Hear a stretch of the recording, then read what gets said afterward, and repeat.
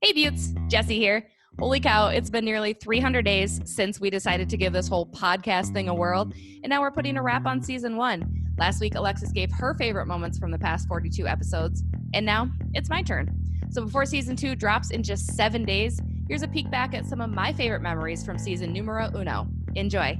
Masks, hats, tees, and hoodies, SodaStick is constantly bringing you new and original swag. Whether you want to rep the Minnesota Vikings with the Bud Grant crew neck, or let folks know you're from the state of hockey with the McGolden Light Pond Hockey Club gear, SodaStick has you covered.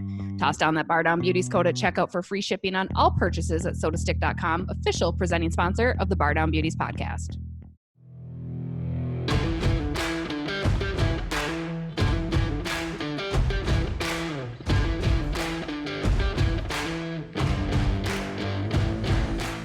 All right, well, we got to start with episode 1 because, heck yeah, it was episode 1. A lot of really great moments. Jamie Hersch, obviously a fantastic, fantastic guest. But I particularly liked, it was the first time that Alexis and I really sat down together and gave this whole, partnership a try. And we had no idea what we were doing. So that's what clip number 1 here signifies. Glimpse at the first ever recording with Alexis and I and Fred. It's kind of crazy. I mean, we both laughed. We had no idea what we were doing, but we wanted to do it. So we ordered a bunch of stuff on Amazon and decided to give it a shot. Gotta love the 2-day shipping because that allows us to turn a quick switch here and start recording, which it's been fun so far. It's been a whirlwind. Things have gone quickly, and I can't believe that we're already at the point in time where we're recording episode 1. I know. Pretty soon people are going to be listening to this. They're listening right now. Joining us, one of our very favorite Minnesotans, making the state of hockey look good on the NHL Network, Miss Jamie Hersch. All of that behind the scenes work that you put in, we don't show up and read prompters. We don't, sometimes we do. That is part of the job, but there's so much preparation, so much, ad-libbing and bantering that's not scripted that a lot of people don't think about. And so a lot of people will just jump on quick mistakes because they're like, oh, they can't read a prompter. Or they didn't do this, but it's like, there's, a whole day worth of preparation you're doing to put on a good show. And I mean, that's something I've always admired about, watching you on TV is how much fun you have with it. And that's something I've always tried to emulate in my broadcasting career because I think those people are the most fun to watch. They, you can tell they know what they're talking about. And if they're having fun, I'm having fun watching it. So. Right. Exactly. And you look like you're having so much fun. Yeah, I think I just sang a version of Hall & Oates when we talked about Taylor Hall and Hall and Yost going to Arizona. And I mean, that was maybe peak ridiculousness in my career, but it was really fun. And I'm lucky to work with a group of people that support my silly, creative notions from time to time. But it is, I love what you're saying. I totally agree with the fact that if I'm watching somebody who's having fun on air, I'm having fun watching them. And at the end of the day, I think, we all want to just realize that we work in sports. It's not rocket science. It's not brain surgery. Like, we get to watch sports and talk about it for a living. And so why not have fun with it? Oh boy. Next clip coming to us from episode 16, which is right at the brink of quarantining, and we're all trying to figure out and navigate this crazy, weird new world that we lived in. Marnie Gellner, the ever amazing Marnie Gellner, joined us. And she talked a little bit about what it's like to cover baseball. Me, as a hockey writer, I enjoy having a game end. I mean, even if you go into overtime, a shootout's going to end it. That could last a while. It doesn't usually, sorry, Wild fans, the Wild end up tanking it in the shootout pretty quickly if they didn't already lose in overtime. But Marnie tells us what it's like to cover baseball where no end is in sight sometimes. Take a listen. And now joining us for our guest segment, Miss Marnie Gellner of Fox Sports North, proud North Dakotan. Between Twins and Timberwolves the most. I do play-by-play for the Lynx as well for their TV games, which is a limited package. But so for the most part, Timberwolves, Twins. But I'll tell you what, I love the vibe of baseball. I love being outside. I love the sights, the sounds, the smell. But what I also love is a roof and a cup. And those things are in the NBA. So when you've worked a long week of baseball and you've had 2 rain delays and a doubleheader and an extra innings game, I'm like, bring me 4 quarters. Yeah. And that clock and a buzzer.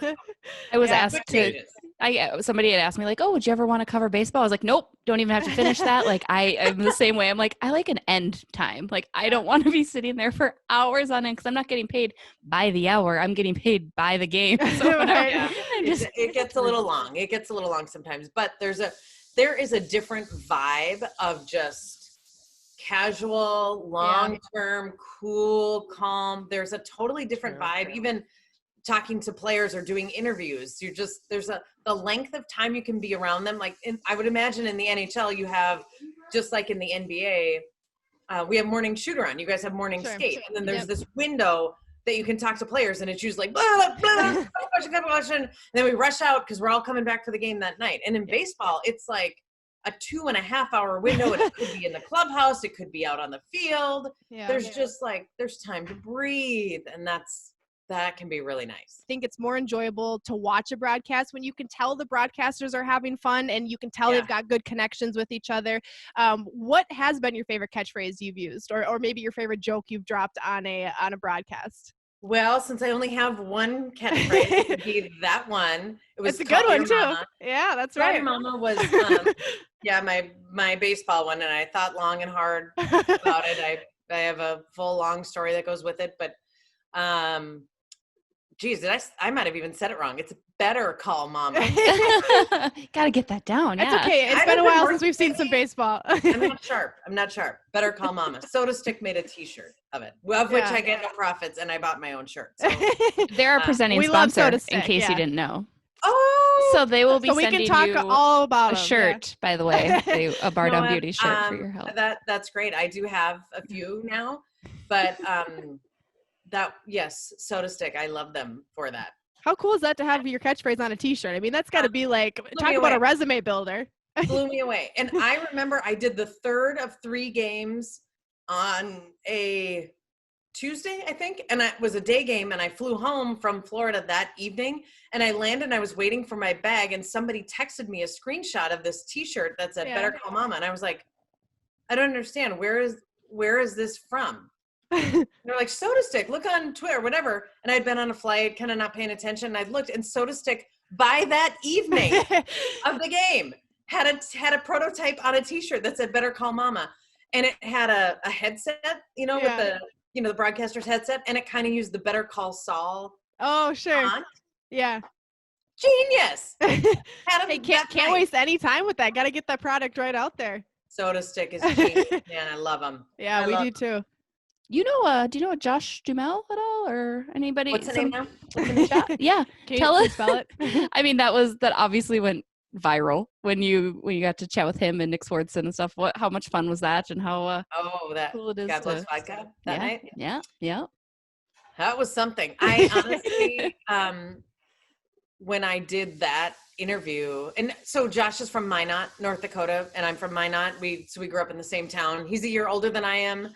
And he went to the public school and I went to the private school. So we were not like besties growing up or anything. We've actually become better friends since we're both sort of in the business. Sure. Just say that out loud, that you've become friends. Like, that's crazy. Yeah. He's, if you actually knew him, he is, and I think he would admit this, he is a big dork. If he wasn't so cute, people would be like, that guy's a dork. He's goofy in a dorky, lovable way, but that makes him cuter though, right? Like a little dork is kind of cute. Yeah. Well, he's the best looking human I've ever seen. That is not here first. Yeah, he is. But that night that I did the interview, they were at the game and they were sitting very close behind the plate. And I had talked to them several times throughout the game, and we were originally going to do the interview in the second inning, but we had Rod Carew in the booth with Dick and Bert. And so they were like, we have him in the second. He's going to stay. He was so good. We're going to keep him. Our next big break is the 6th. Can he do the 6th? So then I text him. I'm like, they're pushing me to the 6th inning. Can you do it then? And I could see him. I was in the camera well texting him, and he looked at his phone. He just looked at me and he was like, and he kind of pointed to his beer. And then he texts back, is this okay? And I'm like, yeah, at this point, I don't care. Yes. Yeah. So then when I did the interview, and what happens in the 6th inning, Jumbotron comes on, kiss cam, So then like Swartzen and Meat Sauce are kissing each other. Of course. Then Josh is kissing me at the start of the interview. At the start, we're back live and all this is going on. I'm like, this is going to be a disaster. And they were clearly drinking, and then God Bless Vodka happened. And my first thought was, I'm either potentially going to get fired or that was awesome. And honestly, for about 20 minutes, I did not know. Now on to the next clip from episode 4 with Miss Carly Zucker. Hilarious. Everybody knows her. You listen to her because you love her. And you know that she loves to make fun of Jason, which is probably always my favorite thing. I love to make fun of my husband too. So I think that's very relatable. But when you're in the public eye and he's a professional athlete, you think, what possibly could you do to make fun of him? But Carly finds a way. She makes it fun and entertaining. And she had played a little prank on her husband back when we recorded this episode. Hear what she did. Joining us, the ever-talented, ever-lovely Carly Zucker, co-founder of Give 16, heard very regularly on KFan. And I think you have a husband that he does something, he does right? Something. I mean, he basically is just my anchor, just my ball and chain. Right. Well, it's natural to defend your significant other. It just gets blown up when it's two people who are known in the community, right? I mean, anyone would do that for their husband or wife or their kid or their parent. So it's, I think people tend to forget about that and don't put themselves in their shoes and think, hey, if that was me, I wouldn't want someone saying that about my husband or my wife or whatever. And it's a tough situation to be in, but it's, you handle it how you handle it, and you hope that people see it from your point of view, right? And that's really what you're trying to do at the end of the day, is get people to understand, hey, this is not who he is or what he meant. And I tend to make a joke about things. Like right. even when I'm going to battle with someone online, I tend to try to make it funny instead of like a personal attack on someone. Right. But everybody, people jump in. Always. Imagine that. You got to be prepared for and that. you're absolutely right. Jason is not that type of player. Anybody that's ever interacted with him even once could tell you that about Jason. Yeah. A great guy. Speaking of Jason, I do love your trolling of him, however. I think everybody would agree. Have you found kind of a niche there almost? Like it's just something fun for you to do and just kind of almost a good way for you guys to interact? Because like you said, you're the same way at home. Yeah, every opportunity, I would say. I mean, the plane ride that where where he was riding first class right in front of me. I was like, that was gold. Like, I'm like, that could not have been written any better. Yeah. I'll always take that opportunity. We make fun of each. I mean, he doesn't necessarily do it online all the time, but we laugh a lot at home. I think that's one of the great things about our relationship. We've always been people that don't take each other too seriously, or we take our jobs seriously, but not in a sense where it's like if I poke at him for hockey, he's going to be upset with me. He's just a guy that doesn't get too high, doesn't get too low. And he's a good sport about things. And again, he knows who he married, and we try to have fun. And I think, again, that's hopefully a key to a long-term relationship for us, is that we can laugh about things. So yeah, I troll you. He doesn't know this yet, but insiders. So Charlie Coyle, do you guys, Charlie? Yeah, you know Charlie. Yeah. Charlie, yeah. So Charlie and Jason are like best friends, and he's on Cameo. Have you ever heard of Cameo? Yeah, where you can pay him to send you. Please tell me. I just paid Charlie to send Jason a message to tell him chin up with your injury, and I heard you're a big fan of me, Jason. Oh my God. Charlie texts me and he's like, oh my, he's like, can you swear on that? You can swear on a podcast. He's like, holy shit, Carly. He's like, did you literally just pay for me to send Jason a Cameo? That I'm is like, yes, I did. Amazing. And so that's stuff that I do to him every day. Yeah, I bet Charlie loved it just as much. Oh my God, yeah. Because we don't see him much anymore. So Yeah. it's stuff like that where I miss him because he's great. Yeah. Oh, funny. That's amazing. Yeah, so he'll be getting a cameo from Charlie this That week. is amazing. I was like, that was the best money. Charlie's like, did you literally just spend money on that? Is he sad that it's only $35? I feel like It was Charlie- $100. It was $100. $100. Amazing. I know. I was like, if I was like, Charlie. if I don't like this message, Charlie, I want a refund on this. I was like, you better sell it. Yeah.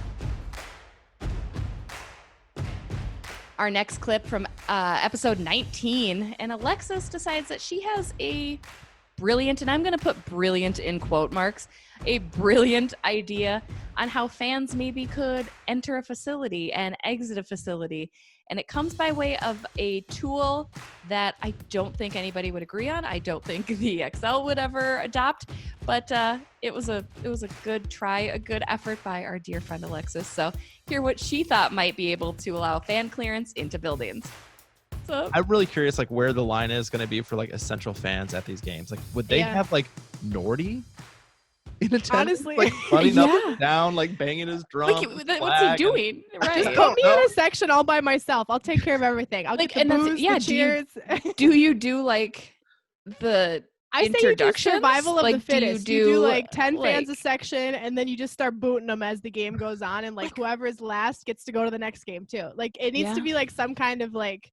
So be But yeah, how do you gladiator matches choose? inside. Yeah. I'm down. I'm in. I don't know how, if you do say, okay, fans can come, what is it? Like you get literally 10 tickets? Like who are you gonna? Don't even don't think know. about bringing those bags in. God damn, no. That's least of your issues now. Like, The only way I three, could ever three see articles them, of clothing. the only way I could see them ever letting fans back in at all would be they only sell out like a third of the attendance, and everybody has to be appropriately spaced. but Plus, even they all have to wear masks at all times. But see, and again, it's not even the proximity of people, right? It's the touching of everything. So you're Yeah. like, now you're having, How long would it take coming to and going disinfect the and- entire arena? yeah, I right. know they Like, did not disinfect that arena at the end of the night. Just know that. Just do what are those things that you use to clean your house with the like really strong spray? Oh my gosh.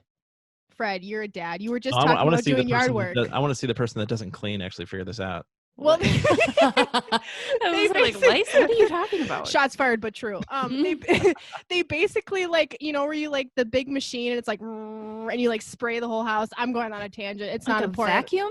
No, not a vacuum. It sprays. It doesn't suck, Jessie. Raise it doesn't suck. There's the t-shirt. There There's it the is. t-shirt. There Right it there. is. We'll wrap this segment up and get to our Yeah, let's guest. just move on. I don't know where I was going with that. We'll figure that out. If you guys know the answer to Alexis's trivia question this week, Please certainly tweet shoot us me. please tweet, call our number, shoot us an email, whatever. know what spray I'm gonna thing. find a picture and tweet out what my dad has one. I just don't know what it's called. Jim, if you could let us know what your daughter's talking about, that would Fogger? be much Are you talking about a appreciated. fogger? No. It's You're like supposed to be long in the house? hose, Like, I and feel then like you you're supposed put to be like out of the house when you're disinfectant. Are you shooting Lysol into your veins too? Is that like another Not thing? yet. Yeah. Maybe by the time we record next. UV rays. Oh, speaking of like remembering, did you remember what Yes. the tool is that sprays and doesn't suck, that cleans? What is it? It's a power washer. But we don't use those inside. We use those outside. But have we considered maybe trying to use them inside? I'm saying, like, no, listen. So aggressive. You, okay, but like, I'm not talking like in your bathroom. Like, I'm talking like an arena setting. You just pull up to the X with your power washer. You like fill it with like hand sanitizer or like squeeze out like the Lysol wipes and just use that. You want to spray people down with this? Like, I feel like you're going to have people No, stand no. in like a tent and be like, here, let me Lysol you real quick with this power washer. You're like taking a person's skin off. Like, No, I mean, I mean when everyone leaves to clean the arena before the next game. I feel like we have to have a conversation with your buddy Jim over there. Just kind of scold him about how the things he's taught you as a father to his daughter, because this is getting it's gotten out off the of hand. rails. My next favorite clip, I'm going to keep this intro incredibly short because it's a lengthy clip, but it is with Wes Walz and Richard Park, and we decided to toss a little trivia at them, going back to their playing days, which now it seems like forever ago. Those guys, two awesome guys. There was like the kid fan of me that was so excited. I remember telling my mom right after we got done with this interview, like, hey, we just had Richard Park and Wes Walz on the podcast. No big deal. Not a big deal. And she was just equally as excited too. Again, two really fantastic guys who love to have fun with each other. I love seeing former teammates, current teammates, everybody just that interaction, and they chirp each other and you get to have a blast. I mean, that's what makes covering the sport so fun. So that's not as brief as I wanted it to be, but here you go. Take a listen and see who did better in trivia, Parksy or Walsy. You guys probably recognize these faces. For the people listening on our podcast, it's Wes Walz and Richard Park. We wanted to do some fun trivia from 2003 and that team and see how much you guys remember of your teammates. We'll wow. start. Okay. Yeah, right. I know I didn't tell you because I didn't want you to be prepared. I didn't want you studying. Studying. How many times did you guys put up more than 3 goals that season? Regular season and postseason. Well, this has got to be like Price is Right, closest to, right? Okay. Yeah, Right. closest Yep. We'll to, go yep. closest to. Okay. Hey, I'm older than you, Parks. So you got to go first.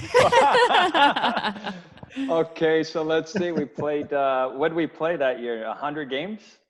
82 and 18, 100 18? games, right on the button.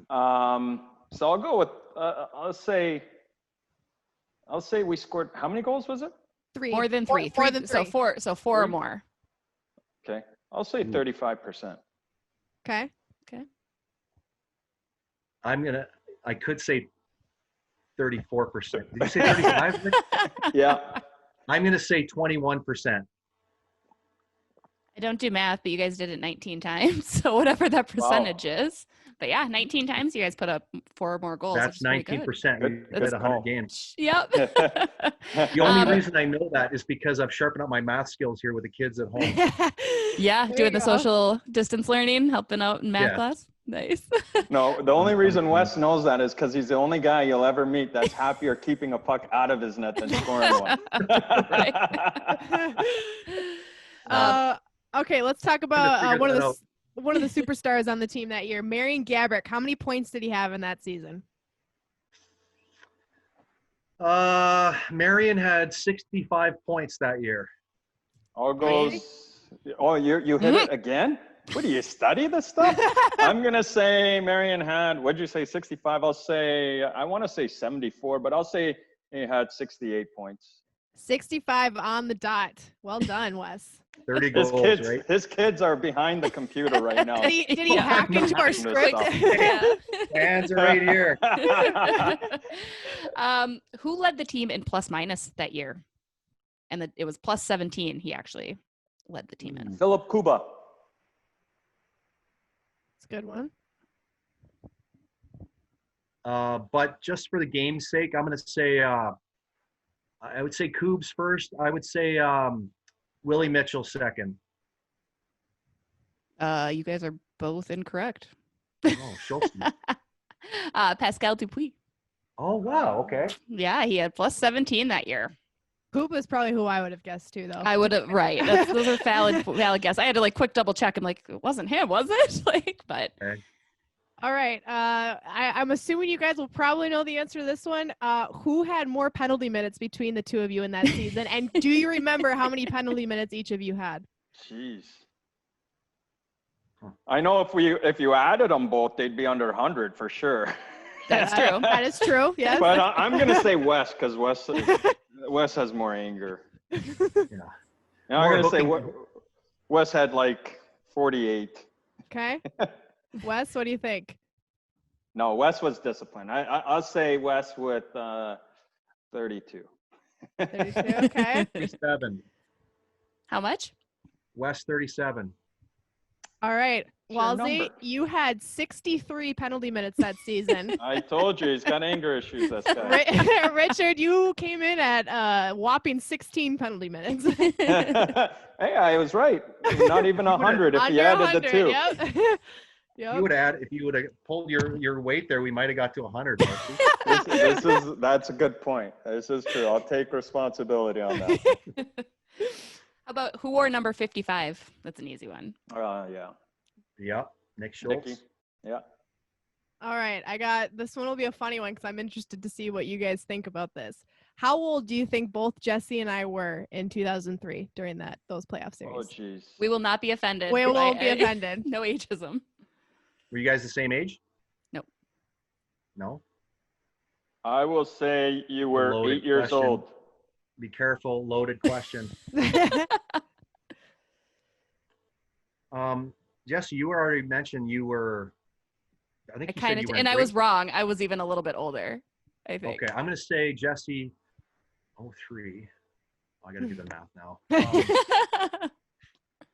95 birth year, and that'll put things easy, make things easier for you. I'm going to say 11.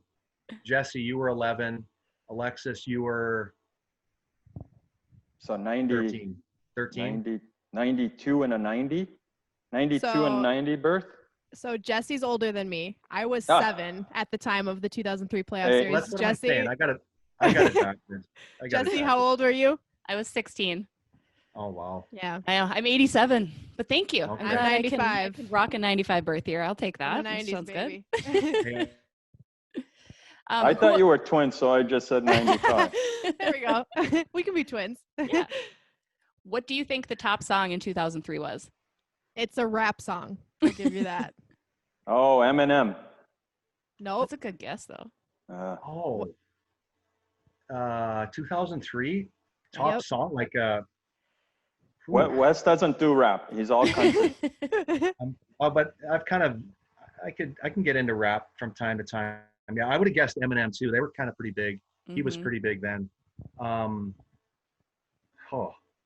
Ja Rule. Nope. I have no clue. I got to be honest.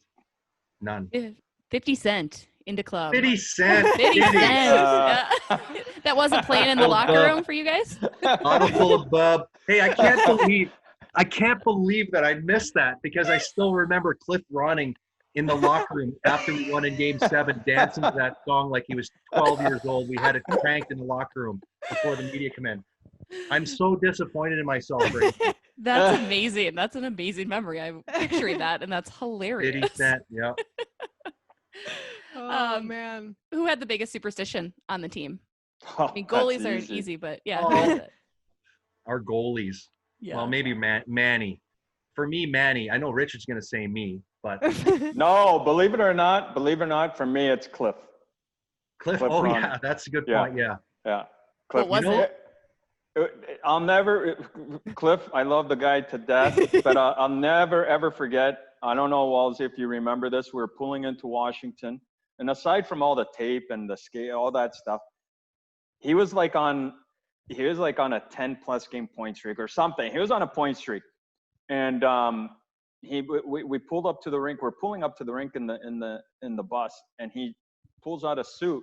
So he got on the bus with one suit, pulls another suit out of this backpack that's like wrinkled, and they didn't have wrinkle-free back then. And he puts it on. I'm like, what is that? And they had these gold buttons, and he's like, when you're on a point streak, you don't change any.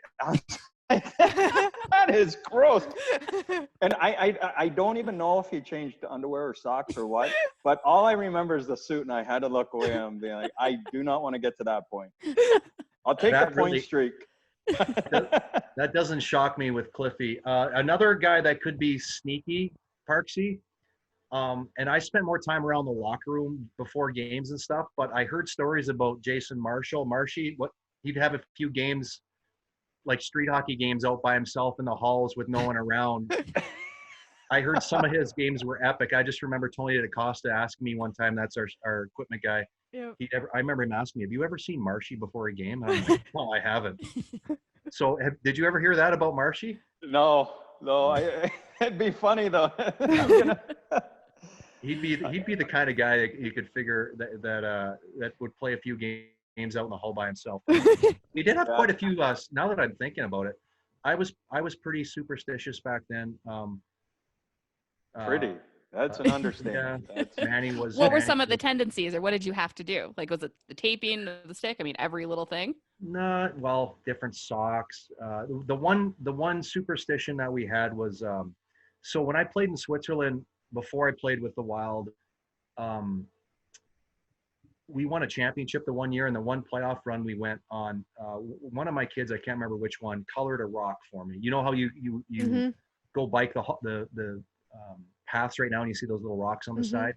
Well, my kids kind of made a rock for me.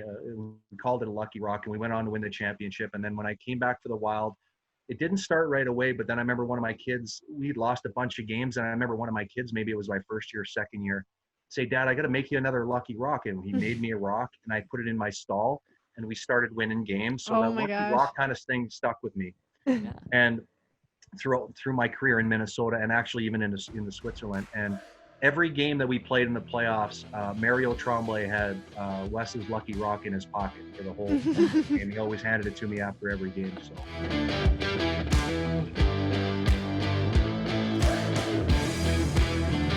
And that'll do it. Obviously, so many more fun, amazing moments. I could not be more grateful to all of you for checking us out, giving us a listen for season 1. And again, to all of our guests who have been absolutely tremendous.